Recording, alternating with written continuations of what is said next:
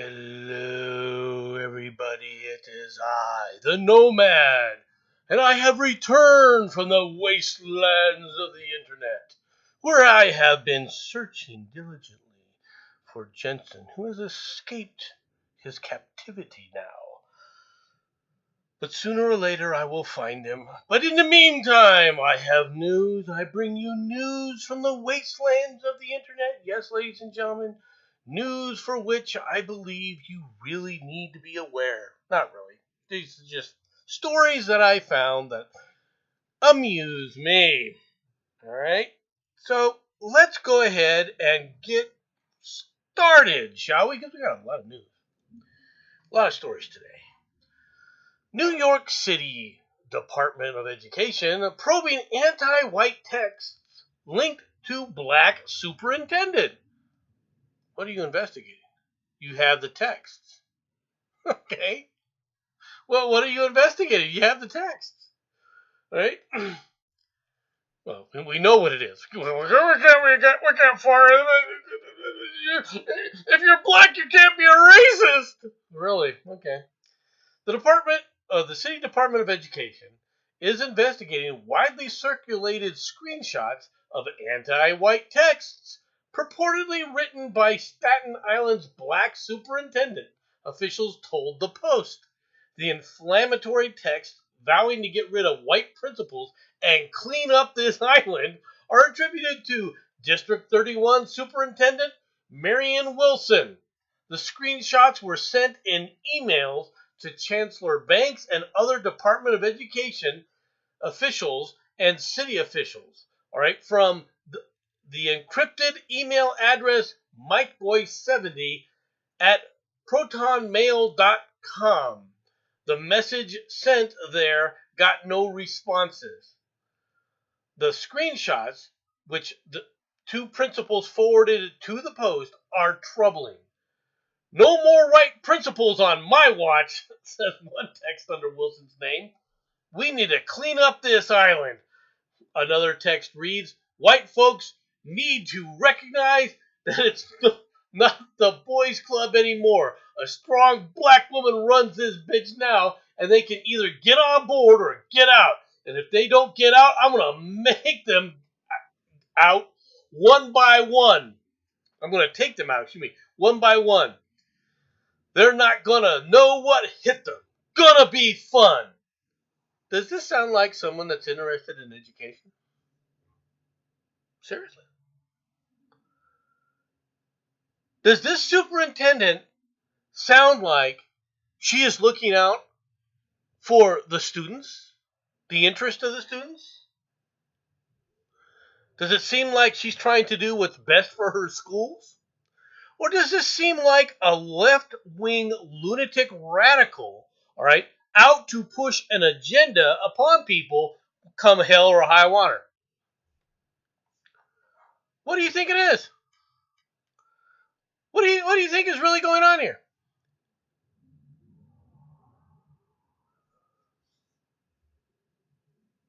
This is the problem that we have in our country. When people talk about racism not being gone in our country, all right, they're so wrong. Welcome, Oz. Welcome, Matt Barkley. How are you? All right. Welcome, Sean. She's gonna take them out. What, for dinner? For a show tomorrow style. All right. I mean, it's pretty clear if you read these messages. All right. Gonna be fun. Exciting stuff, Deep. All right. Couldn't do it without my deputy. And then she goes on to talk about how her deputy's going to run screen for him. Right? A third text says, Chris's White's ass is gone. It's happening. It's an apparent reference to Christopher Anzoni, right? A former executive director of District 31 who moved to District 23 in Brooklyn as executive director of school support and operations. I agreed to take CL. She will keep the white folks off my back. The text continues. Does this sound like somebody that's interested in education? Does it?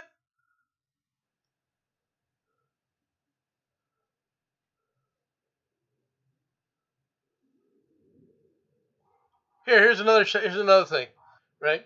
Another screenshot purports to show someone texting Wilson about two white Staten Island principals, David Cungini and Susan Wagner High School, excuse me, and a nephew of the late Christy Cungini, a former District 31 superintendent, and Nicholas Mealy of IS 51. LOL, Mealy and Kungi better play nice. They're the first ones up on the chopping block. Really?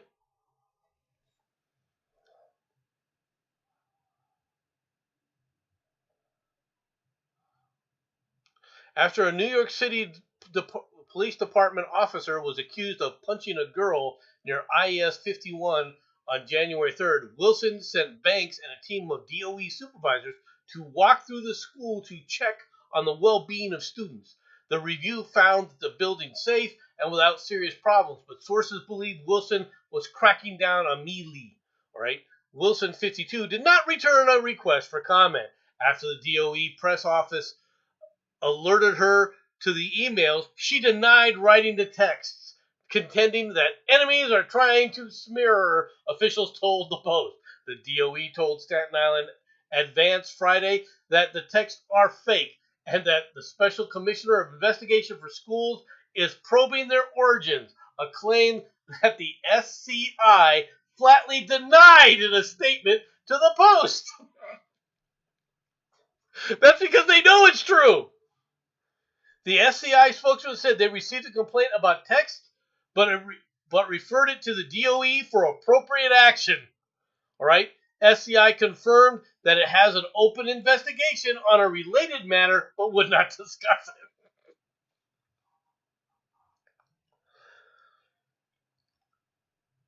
Really? What do you think they're trying to do with these schools, huh?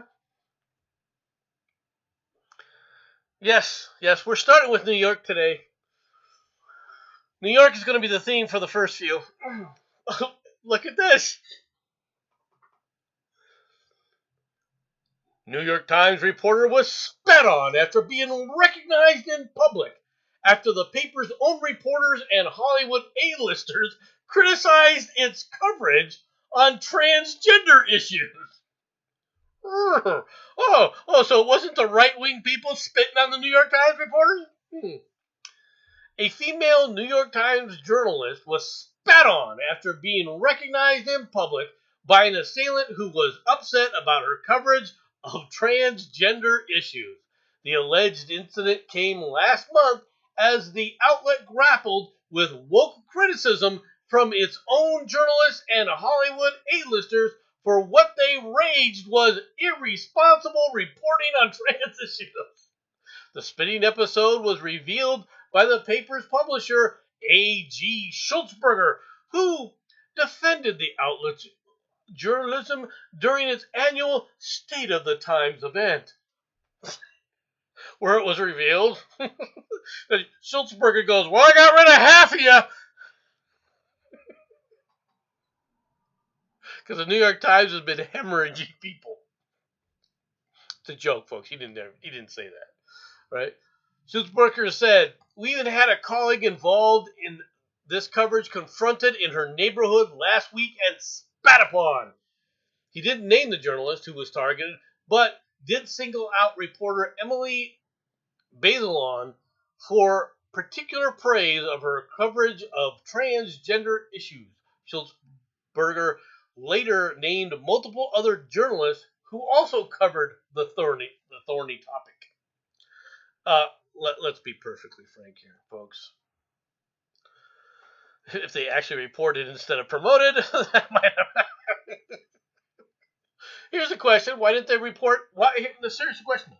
So the journalist got spat on for her coverage. All right, we're assuming it's that this Emily, all right, from the way that they're trying to talk in the paper. All right, if that's the case, can you tell me why you didn't cover it? New York Times. Can you tell me why you didn't report on that? These people, these lunatics, they think that it's okay, all right, to still take sides in this issue. Well, we don't want to really upset them because they were willing to spit on us. We'll just keep going after those right-wing Christian radical lunatics. They're everywhere. They're bringing everybody down. They're talking about all hell breaking loose right now in New York because of these transgender. We're going to sit up there and have these tranny shows for kids, all right, for tranny time book hour, all right, for children of 5 and below. And this is riling up the city, and yet the New York Times, doing a story on this, doing stories on these things, gets their reporters attacked and doesn't say shit. Hard-hitting news. Hard-hitting journalism, folks. They're looking out for you. They really are. They must really be looking out hard for everybody. Maybe it should be related to this. New York City plans to dole out $21,500 to 2020 Black Lives Matter protesters. New York City is planning to compensate protesters from a 2020 demonstration following George Floyd's death with $21,500 each in a new settlement. In the proposed settlement, the city has agreed to pay $21,500 to each member of the class action suit, plus an additional $2,500 to those who were issued desk appearance tickets. If it is approved by a judge, the settlement would amount to an estimated $4 million to $6 million. There were reportedly around 300 people in attendance at a protest and roughly 90 who have settled with the city regarding the alternative complaints. The class action suit participants alleged violations of their rights under the 1st, 4th, and 14th Amendments stemming from a June 4th riot, all right, 2020 protest when police allegedly boxed demonstrators in. They didn't have a permit. They weren't where they were supposed to be. They did everything illegal, but we're within our rights. Try doing that at an abortion clinic. See what happens.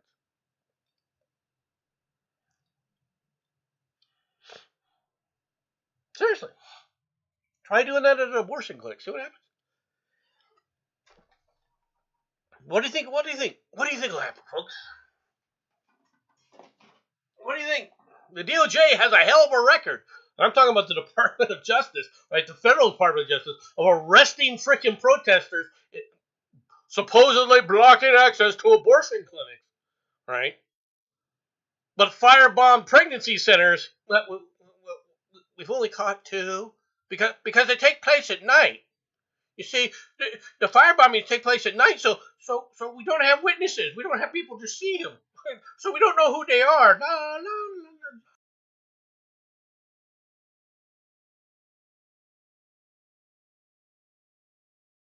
Simply amazing. Calling out justice in the city.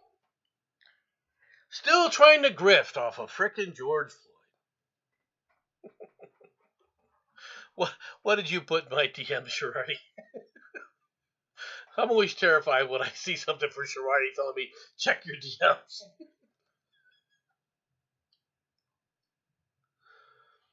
Oh, don't worry, Sharardi. I already have that story.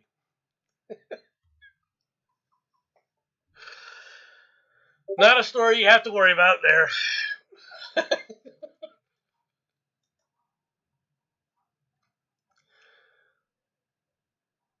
This stuff just keeps going on and on and on.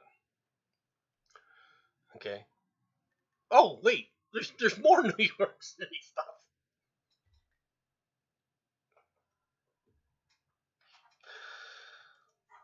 New York City weatherman,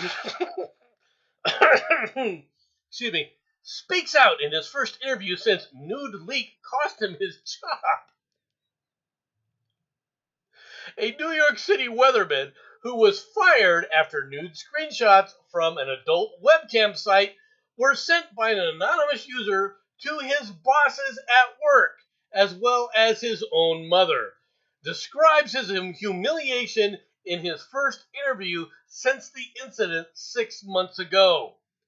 Talking with WNYC's Anna Sale on the Death, Sex, and Money podcast, Eric Adam revealed that he had been camming for years before his identity was eventually discovered, performing sex acts in front of a camera for strangers, which he considered to be a private matter outside of his identity as a television presenter. When contacted by the Daily Beast Wednesday night, Adams said he had nothing to add from what he had said on the podcast or in previous social media posts. On the podcast, Adam described his camming as an evolution over the course of many years, beginning with an interest in exhibition and showing off. It makes me feel better about myself. Dude, you need mental health. He eventually began having sex over Skype with acquaintances from college, and by his mid-20s, he was camming with strangers and performing live acts, including masturbation, as his star began to grow.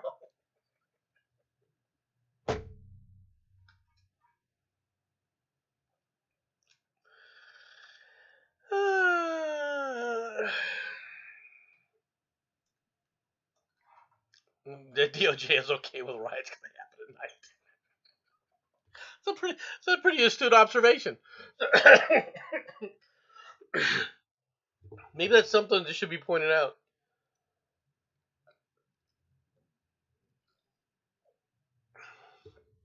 Next time you try and riot on the Capitol, make sure you do it at night. Apparently, that's what's being suggested by the DOJ.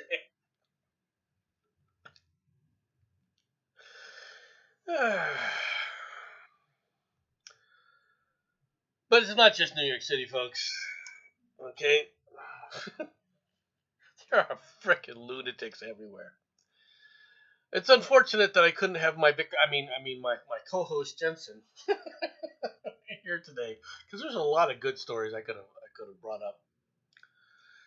In jolly old England, a man had sex with his wife on bollard in protest after it had been erected by his neighbor to stop him parking his camper van in her space. A man had sex with his wife on a bollard in protest after it had been erected by his neighbor to stop him from parking his camper van in her space. Lee Craig McConnell, 28, consistently parked his vehicle and camper van in the neighbor's parking space in Meadowview, Baldford Forum, where he lives. Why do you guys have such weird freaking names in Britain? Right? In retaliation, his neighbor was forced to pull up a bollard in place to prevent McConnell from parking his camper van in her space after it led to some tension and arguments between the pair. Weymouth Magistrates Court heard how the neighbors living in a relatively small cul-de-sac of 10 houses regularly faced difficulty parking and leaving their respective spaces, right, with their vehicles. In spite of her efforts, prosecutor Richard Whitley said the bollard was pushed over and tampered with, which caused the worried neighbor to install CCTV from her bedroom to overlook the area. However, despite moving the camera onto an external wall and putting up signs warning of CCTV, she still caught McConnell pushing the boulevard over on 2 occasions. After 11 p.m. on October 26, 2022, CCTV footage captured McConnell gesturing to his wife to come over to the parking bollard, right, and have intercourse with her. Mr. Whitley noted the incident only became known to the neighbor the day after it happened. Referring to the CCTV coverage or footage, he said he appears to be talking, and she, McConnell's wife, is wearing some sort of gown, who then walks toward the pollard, goes over to the pollard, and engages in that act. Right? He finishes and walks into the house. The bewildered neighbor was left completely disgusted by the footage and felt the act was meant to shock and intimidate her during their ongoing parking row.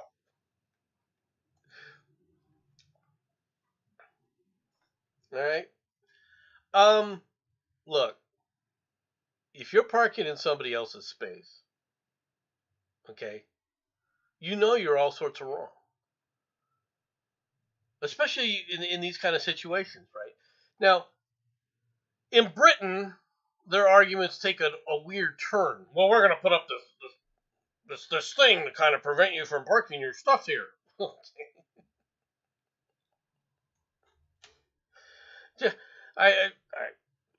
Okay, I get it. I do. Okay. She wore a nice gown. I get it. But in America, you do something stupid like that, and it's going to be people leaning out their freaking bedroom window with a shotgun. Just pointing it out, dude. Just pointing it out.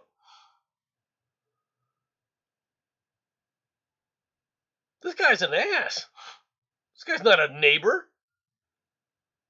He's a problem.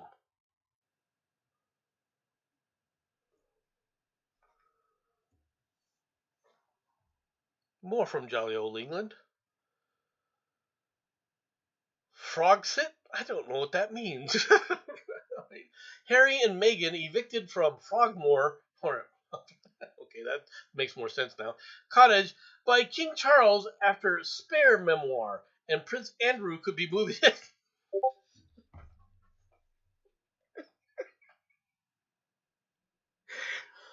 Oh my gosh. The Sussexes are now drawing up plans to ship their remaining belongings to the United States. The move, which follows damning allegations from Harry and Meghan about the royals, throws into doubt their chances of a coronation invite in May. The insider said this sure spells the end of Harry and Meghan's time in the UK. Disgraced Andrew was offered the keys to the 5-bed Windsor home last week. King Charles began the process of chucking Harry and Meghan out of Frogmore Cottage days after his son's controversial memoir, Spare, was released. Buckingham Palace issued an eviction notice to the US-based couple, all right, as the world reeled from the extraordinary attacks Harry launched against the royal family. All right, I don't even know what the attacks were that he supposedly launched against the royal family. And quite frankly, as an American, I don't really care. But I know that the British audience, they care about these things. And so I thought I would bring it up, right? Now, Jensen refers to this couple as as the ginger twat.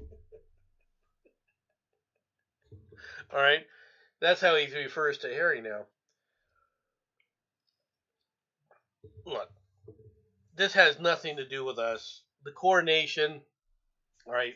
There's doubt that Biden is going to attend the coronation. I'm going to be frank. He shouldn't. Period. I can't believe you would say that. How can you say that? It's a coronation of a king, folks.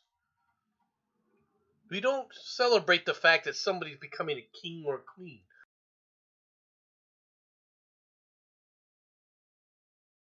We broke away from that quite a while ago. All right? And there was good reason to. Why? Why would we celebrate this coronation? Why should the U.S. head of state celebrate this coronation? Penny Nazi shit. Right? Let's go return to the United States. All right. Now, I'm considered, rightly so, to be fairly quote unquote right wing. I am a conservative. I am not shy about saying I'm a conservative. Okay? When people talk about right wing, I don't think they know what the hell they're talking about. Because to them, right wing means left wing movements that came from Germany in the 1940s. That's what they think right wing is. Even though it can be proven that it was a left wing movement and remains a left wing movement, idiots keep calling it right wing. Why? Because they know that once people don't know the truth of things, right, they can continue on with these things. It's one of the problems. Destroy the language. Destroy the culture. The sky's no longer blue, it's green now. We're going to tell everybody it's green. We're going to tell everybody that's the color so that we can continue our path to doing things. So you end up with stupid shit like this, all right, coming from left-wing lunatic posts. WAPO. Okay? How Giselle Fetterman became the right-wing's favorite supervillain. Nobody gives a shit about her. Nobody gives a shit about Fetterman's wife. The guy was already a lunatic before his stroke, is now so bad off he can't even perform the duties that he was elected to, and everybody in the media knew how sick this man was, and they all paraded behind him. And I'm not saying that the GOP did itself a service by putting up Oz, not Oz in the chat, unfortunately. But Dr. Oz, all right, as his opponent.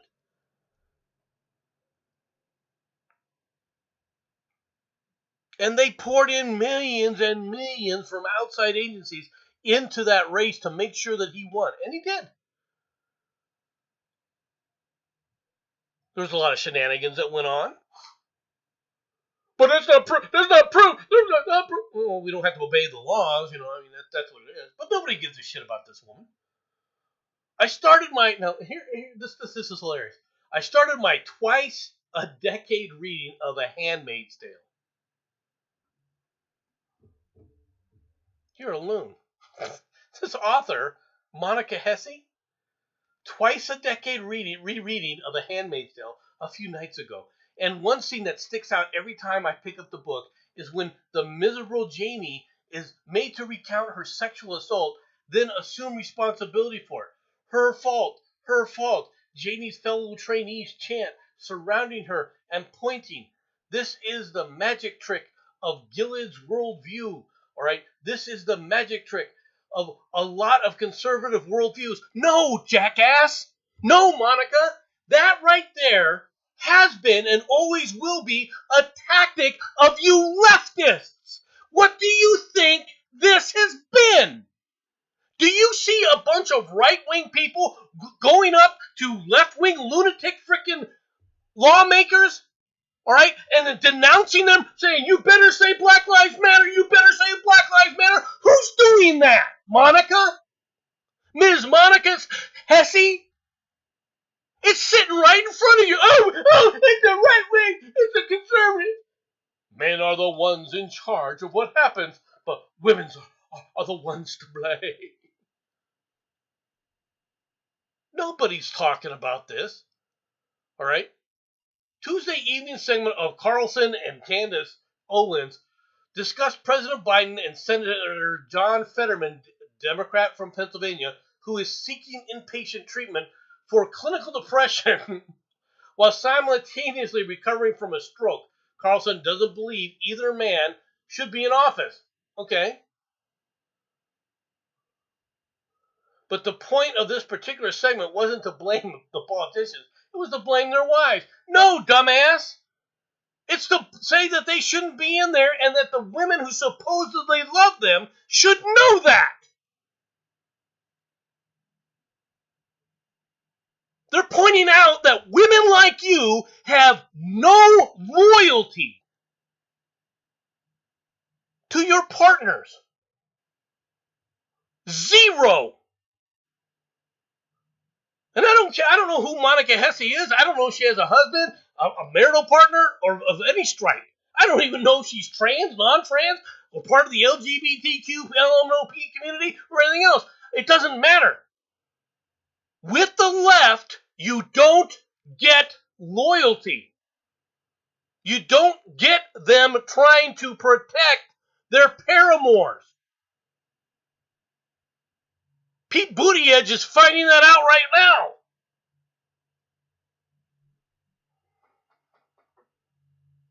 Because I could have done a story on Petey Boy. I'm not going to do that one. You can look it up. Why Petey Boy's back in trouble, back in the news. And I'm not talking about the problem in Ohio, in Palestine, Ohio. Or East Palestine, Ohio.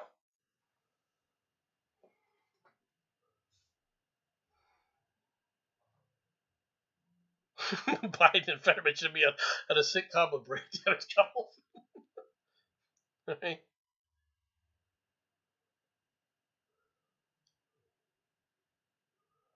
I only care about her being his wife because she's an illegal and may end up serving his term if something happens. She won't be able to serve his term. Okay. If she does not have U.S. citizenship, she will not be able, all right, to serve as a U.S. senator. Period.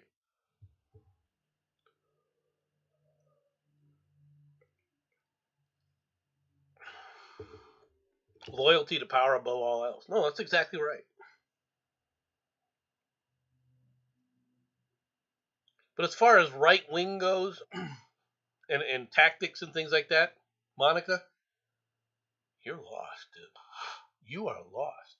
Sorry, hon, but you don't know what that. You don't even know what planet you're living on. You truly don't. You truly don't know what world you're living in. You're completely lost. It's sitting right in front of your face. This is not the tactics of the right. This is the tactics of the left, honey. But you're too damn stupid to understand it.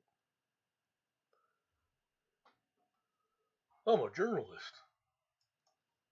Oh, you're a sad excuse for a person. Personal point of view. Talking about eviction notices. A New Jersey woman fighting eviction blows herself up in a house full of cats. Man, they weren't joking when they said that she took out the house. A New Jersey woman. It starts off even bad because who wrote this story? Who wrote this? Isabel Keene. All right. It was worse than a cat fight. Oh, bad pun, honey.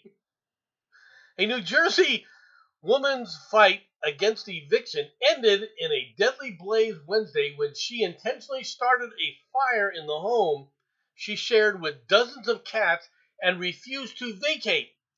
The woman and dozens of cats died in the massive fire, which broke out shortly after 11 a.m. in Roosevelt, authorities said. State police had served the unidentified woman an eviction notice, but she refused to leave and threatened to blow up the house. We're getting reports that the resident turned on the gas of the residence prior to igniting it. Okay? Neighbors were evacuated while police had a standoff with the woman.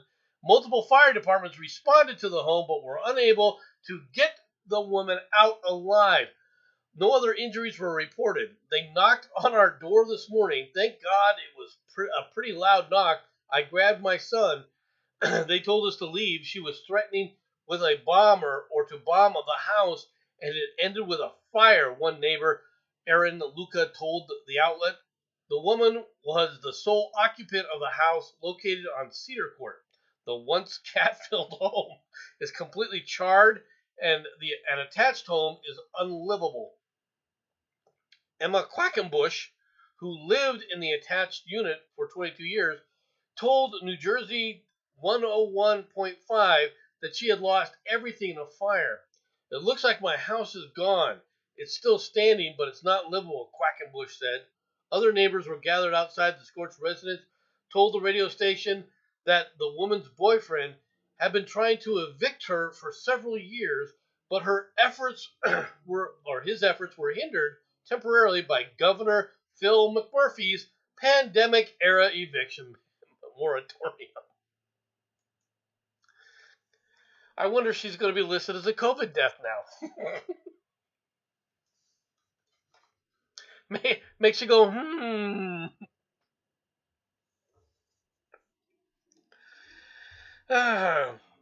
there's a term out there, crazy cat lady.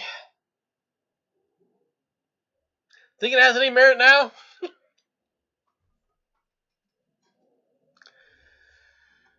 go around the world a little bit. Japan and Australia to tie up hydrogen supply for zero emissions Asia. Japan announced Saturday the launch of a hydrogen supply chain with Australia as the two countries and the Southeast Asian nations gathered for their first ministerial meeting on the reduction of carbon emissions in the fast-growing region. In a video message for the meeting on the Asia Zero Emissions Community Framework, an initiative proposed by Japan's Prime Minister Fumio Kishida, said he would like to expand hydrogen supply chain networks throughout the region by cooperating further with Asian nations. In Asia, we should hold as many energy options as possible, and hydrogen and ammonia are options, he said, underscoring hydrogen could be a valuable source of energy in making clean energy transitions, especially in a region prone to natural disasters.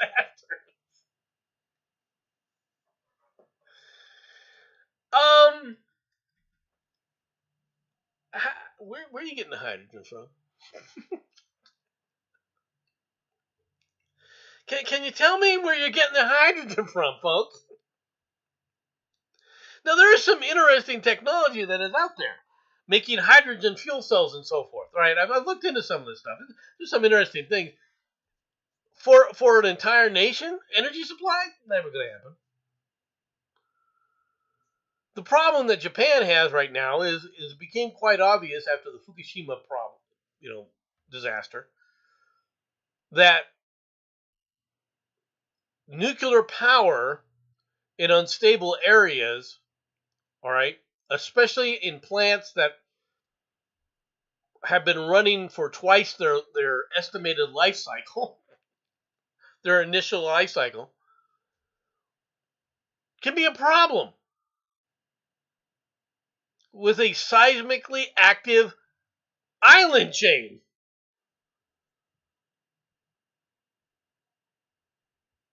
It's not a surprise that there was an accident at Fukushima,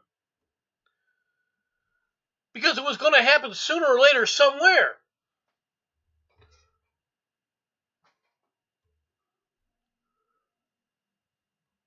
The problem comes back to the responses to these things. They're just dumb. And I'm serious about that. If you look and study the Fukushima problem, one of the first things that came to mind as soon as I started reading this was, why were you designed this way? You should be designed with multiple redundancies, not with things to prevent redundancies. What are you talking about, Nomad? What are you referring to? Well, what I'm referring to is when the cooling ponds and the cooling stuff, the cooling reactors, or the cooling pumps rather, right? The pump that keep the reactors and everything cool. When they lost power because the grid that they were getting power from was not local. And that was intentional so that they didn't have to rely upon the on-site energy, all right, to run the pumps. The problem there though is, okay, you don't want to have to rely on the onboard energy or the on-site energy, but you still should have had the capability of using it if it was necessary. And it became necessary. So you had a nuclear power with plenty of power, and they couldn't even keep the reactor pumps running because that area had lost power due to the massive tsunami that came in and wiped out other power grids. So they're sitting there and could have used their own power, but they couldn't use their own power because they had intentionally made it impossible. That's stupid design. Okay? That's a stupid design. I'm not saying it should have been the primary. The idea that they had behind it was good. But if they should have had a secondary, the ability to use it as a secondary, and they failed.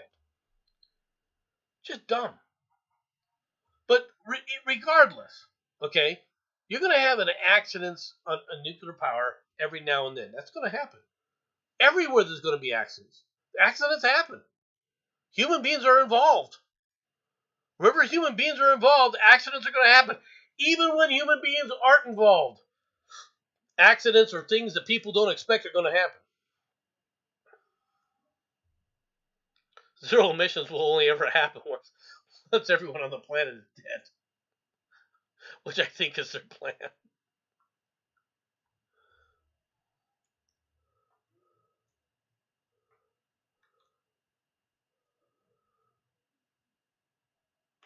And yes, you're right, Matt. The South Africa's power problems are getting worse and worse and worse.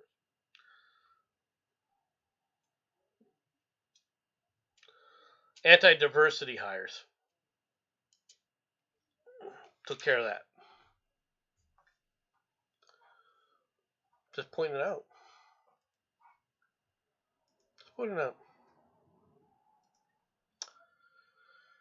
Ecuador prosecutors request house arrest for ex-president. Ecuador's prosecutor's office on Friday requested former President Lenin Moreno be placed under house arrest for allegedly receiving bribes from a Chinese firm in exchange for a contract to build the country's largest hydroelectric dam.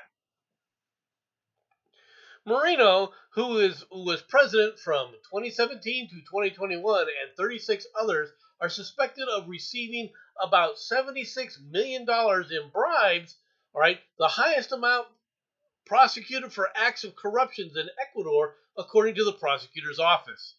The alleged corruption network operated from 2009 to 2018 around the construction of the Coco Codo Sinclair hydroelectric plant, a $2.3 million project granted to the Chinese company Sino Hydro. Ecuador's Attorney General Diana Salazar requested preventive detention for all those under investigation. House arrest was requested for 14 of them, including Moreno, due to their advanced age, her office said on Twitter. Moreno, 69, has denied the corruption charges. I do not have, nor have I had, any responsibility in contracting with the Coco Codo Sinclair project, he tweeted on February 22nd. The prosecutor's office said that Moreno's family group received approximately $660,000. Now, here's a question for you folks, because there's obviously a problem here. They paid $76 million in bribes to build a hydro plant for $2.3 $2.3 million.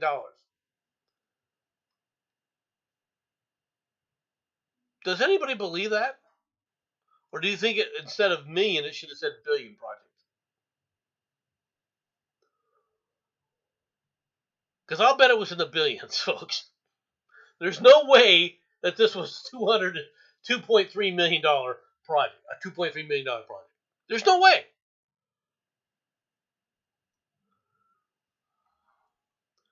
You spent 30 times the price of the project in bribes? Really?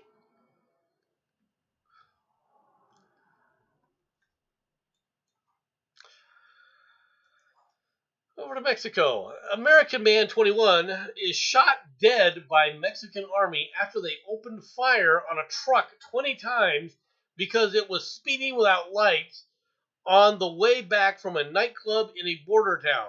Soldiers executed one of the 5 killed. A 21-year-old American has been named as one of 5 men shot dead by the Mexican military in the northern border town of Nuevo Laredo. Right? Gustavo Suarez and 7 other men were returning from a night out clubbing when the pickup they were traveling in was shot early Sunday morning. The other fatal victims have been identified as Gustavo Perez, Roberto Mata, Jonathan Aguilar, Alejandro Trujillo. All right, I know I'm butchering these names. It's a good thing that Maddie's not here to do this. A 6th victim, Luis Corrado, was shot at least 2 times and remained in serious condition at a local hospital. Alejandro Perez told Univision that he saw one of the soldiers shoot and kill his brother, Gustavo Perez. I told them that we were not carrying anything and we did not have firearms, he said. Alejandro Perez also revealed that the soldiers forced him into making a videotaped confession in which he stated that the group was responsible for being fired on. This sounds like a corrupt unit, right? Firing on in an area that they thought that they were getting ready to become under attack by a former a rival gang area. Right? You just opened up on a speeding pickup truck with no lights.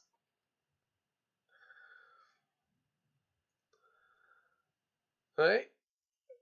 Sooner or later, folks, this is gonna start carrying over into America. Sooner or later. So what's going to happen?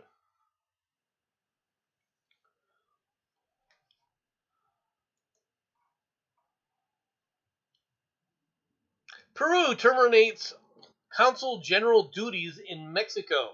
So basically, Peru has cut off all diplomatic ties with Mexico.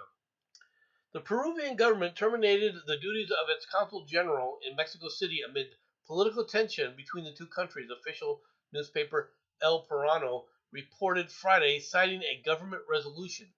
The government resolved to terminate the functions of the minister consular in the Peruvian diplomatic service, Milagros Elena, I'm not going to butcher Rojos, all right, as consul general in Peru and Mexico City, United Mexican States, she said.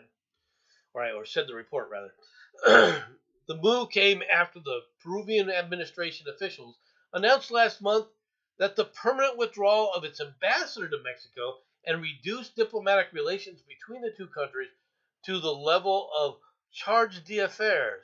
At the time, Peruvian President Dina Boluarte said she rejected the repeated unacceptable questioning of her government by her Mexican counterpart, Andrés Manuel López Obrador, AMLO. All right, relations between Mexico and Peru have grown sour in recent months after the former Peruvian president Pedro Castillo removed from the removal, all right, whom AMLO insisted was a victim of a coup by the Peruvian Congress. So what are we actually referring to here? All right. Was the Peru's president impeached?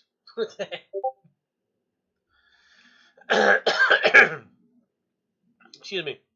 On December 7th, hours before the third attempt to impeach him, Castillo announced his plans to dissolve Congress and install an emergency government that would rule by decree. He also called for new legislative elections. The move, widely condemned as an attempted autogolpe, all right, Spanish for self-coup, prompted a slew of resignations from his cabinet members and top government officials. Peru's military and police force called his actions unconstitutional and refused to support them. After attempting to seek asylum at the Mexican embassy in Peru's capital of Lima, Castillo was arrested on charges of conspiracy and rebellion before lawmakers successfully impeached him. He could face up to 20 years in jail. He was succeeded by Vice President Dina Boluarte Zagara, making her Peru's first female head of state and the country's sixth president in as many years. A lawyer by trade, she was a member of Castillo's Free Peru party until earlier this year and has criticized his attempt to consolidate power. Okay, so this guy tried to run to AMLO. And by the way, for those who don't understand, this is something AMLO is preparing for to do in Mexico. Don't doubt it. AMLO is not going to try and give up power. Okay? He's already made some comments that make you think, okay, he's going to attempt to do this. He's going to attempt to go forward with this. It's unbelievable. He's going to try and remain president. In Mexico, you have a single 6-year presidential term. A single 6-year presidential term. You can't be reelected. And he's already tried to get that changed. And he's in full control of that country, folks. Well, he's in control of the political process of the country. Let me rephrase that. In actuality, as far as actual control on the ground, it wavers between the various different cartels and government as they fight one another for power. It's an unfortunate situation, but that's where it is. All right, we're toward the end of the stories here. Hunter, who killed pet dogs, says he thought they were coyotes. A hunter who told authorities he killed and skinned what he thought were 2 coyotes, but later discovered they were a Connecticut family's pet German shepherds, has been criminally charged. Really? What a surprise. During a hearing in Danbury Superior Court on Wednesday that drew dozens of people, including the dog's owners and the animal rights advocates, Michael Konchak, 61, of Carmel, New York, said he was ashamed of what he did. Please know that it was never my intent that morning to harm the victim's pets. The police and the Connecticut Department of Energy and Environmental Protection arrested Kosnak in February on charges including tampering with evidence, forgery, interfering with law enforcement officer, and hunting-related violations. Animal rights advocates have urged authorities to add animal cruelty to the charges. Danbury's state attorney, David Applegate, said the case is still being investigated and that more charges are possible. Okay, if you take a look at these shepherds, first of all, most people, when they think of German shepherds, think of them as completely brown, right? Not this white, okay? And this white, black kind of shaggy coat is something that you see on coyotes. Now, the face is nothing like a coyote, right? A coyote does not have this kind of a face. But if this idiot, depending on how he did this, thought that they were coyotes simply because he saw them from the back or something. I can actually believe that. I can't believe that he would then skin them thinking that they were coyotes. Because they look nothing like a coyote when you get up close. Okay? Kosnak, whose lawyer called the dog's death an accident, applied for a special probation program that could have resulted in the charges being eased, but a judge rejected the request on Wednesday. Erin Cavoli of Ridgefield said that she and her family searched for their dogs for weeks and posted flyers after they went missing, and that they were heartbroken about what happened to them. She said the dogs' heads were removed and remain missing. Why do you want to sit up there and mount the dog's head?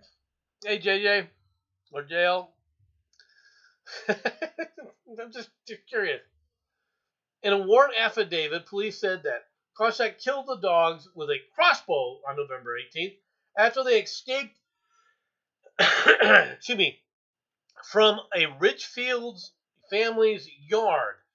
The family said the dogs, Lieben, a female, and Kimo, a male, were both 10 years old, got out because the fence was damaged, possibly by a bear. Okay, stop right there.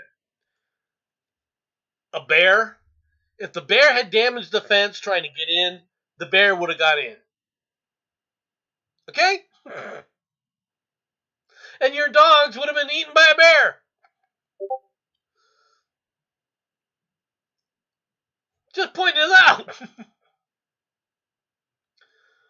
Koshnak was hunting deer in a nearby property. He said that he killed what he thought were two coyotes, the affidavit said. His lawyer, Brian Roman, said Koshnak skinned the animals for their pelts. Hunting and trapping of coyotes is legal in Connecticut. But Applegate, the prosecutor, alleged that there were inconsistencies in Koshnak's story and questioned how Koshnak could not see that the animals were dogs before skinning them. I can't argue with that. I can't argue with that logic. All right, all right. I can see somebody mistaking that white flash and that white black flash in a movement, all right, for a coyote. All right, I can. I'm pretty impressed that he was able to take them down with a crossbow. Okay, got to admit that too. Usually, don't rabies test in the middle of the woods, right? I thought the dogs were beheaded for rabies testing. No. What most likely happened in this case is he probably skinned the animal, all right, and he probably just left the carcasses sitting there. Okay, that's probably what he did.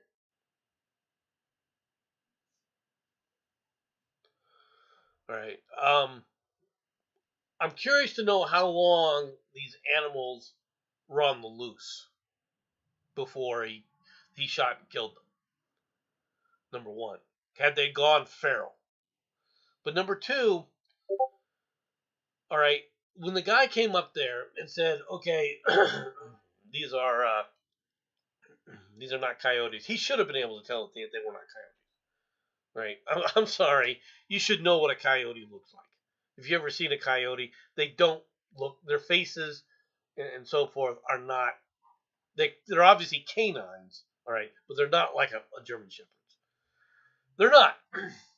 You can't mistake a German Shepherd head, all right, for for a coyote, right? And I would also point out that German Shepherds tend to be a bit heavier than they're about the same size, but thickness wise, they're German Shepherds are a bit thicker. Okay, he should have been able to tell that this is the case.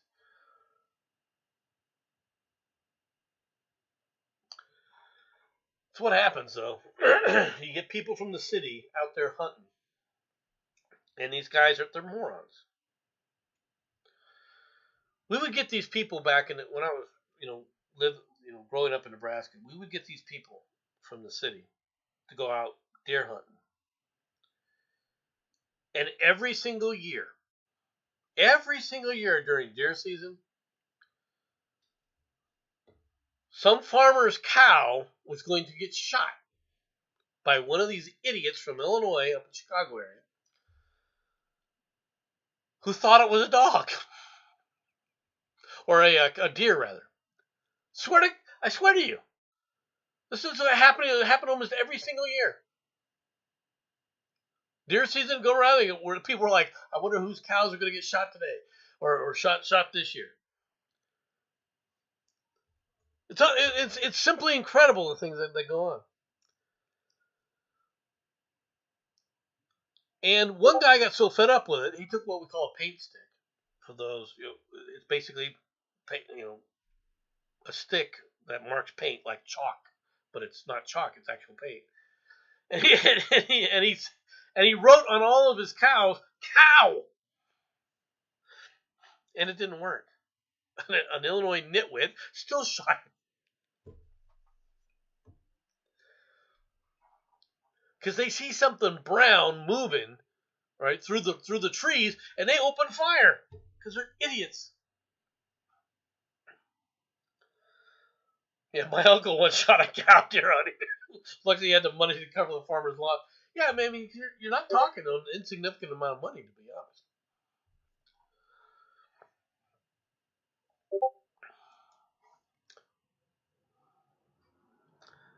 Cops, stripper battered ex with cash wad.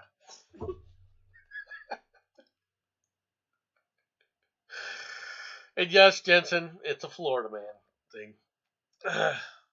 Okay. A Florida stripper is facing domestic battery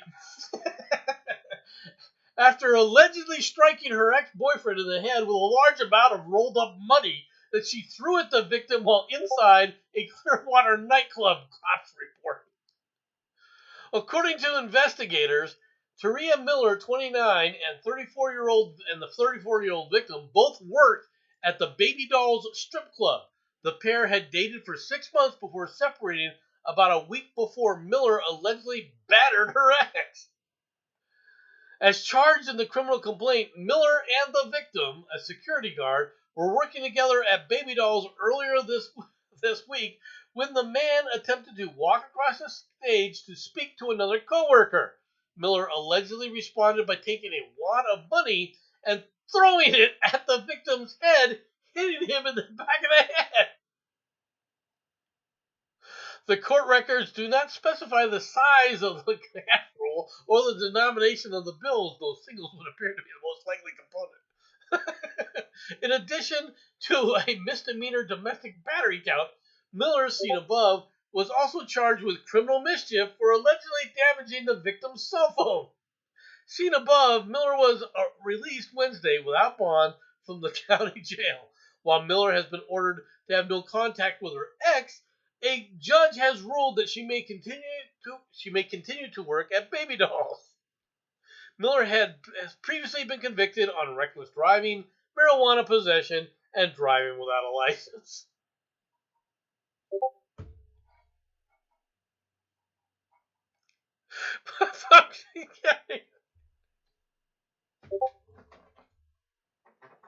A couple of water cats.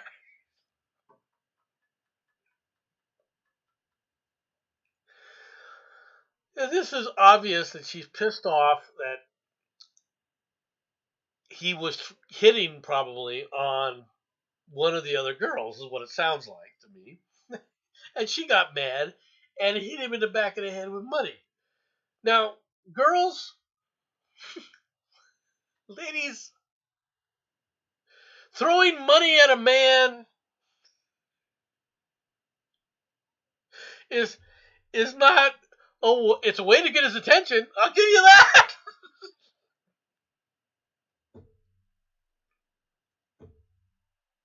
I'll give that to you. Oh, my goodness. Must be all kinds of diseases on the money. Could have been used worse. He could have used a pole. It's true. It's true.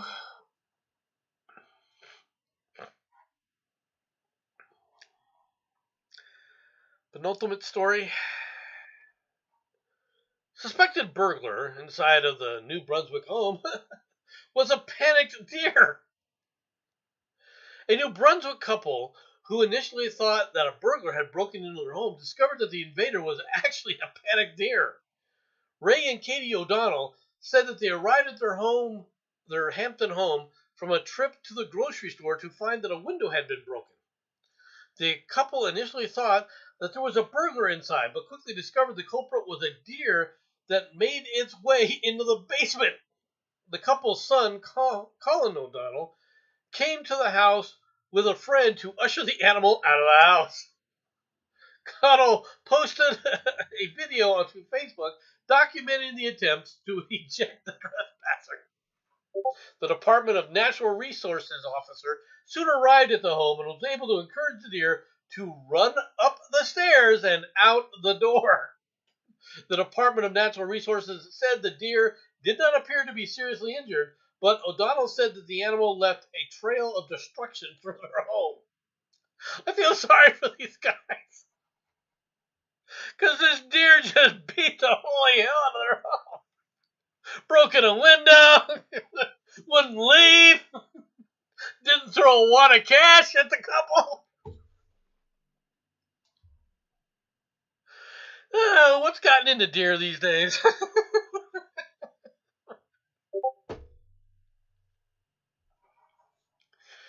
All right, the final story that I had long before Sherardi actually tweeted it to me or DM'd it to me, but Sherardi did also DM this story. This story is just too good. Final story of the day. Final story. National Park Service. Never push a slower friend down in a bear encounter. A National Park Service offered some sage advice for park visitors who encounter bears. Never push a slower friend down.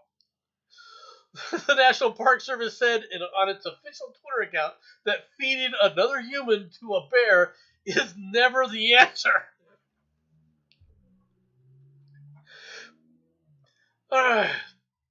If you come across a bear, never push a slower friend down, even if you feel the friendship has run its course. The Park Service tweeted. A reply to the tweet asked what a park visitor should do if they are the slower friend, to which the NPS said, check in on the friendship before you head to the woods. Naked Fat King. All right. Seeing a bear in the wild is a special treat for any visitor to the national park. While it is an exciting moment, it's important to remember that bears in the national parks are wild and can be dangerous. Hence, pushing your slower friend down or hitting your guy in the leg as you're trying to run away. If you know you're the slower friend. Oh my God. It's unbelievable, the stories that come out of these things. The National Park Service shared a link on its page of bear encounter advice, which includes hiking in groups, picking up small children, and keeping away from the animals. If a bear has you in its sight, you're a road petty. Okay? I just want you to understand, you're a road petty. If a bear decides to run you over, it's going to run you over. If you push a friend down, hit him in the leg as you go by to keep him there, it might prevent you from being the road patty, but that person is probably toast. Just putting it off. Just put it out there. All right, everybody. Hope that you enjoyed the show. Appreciate you all coming out. I'll talk to you all.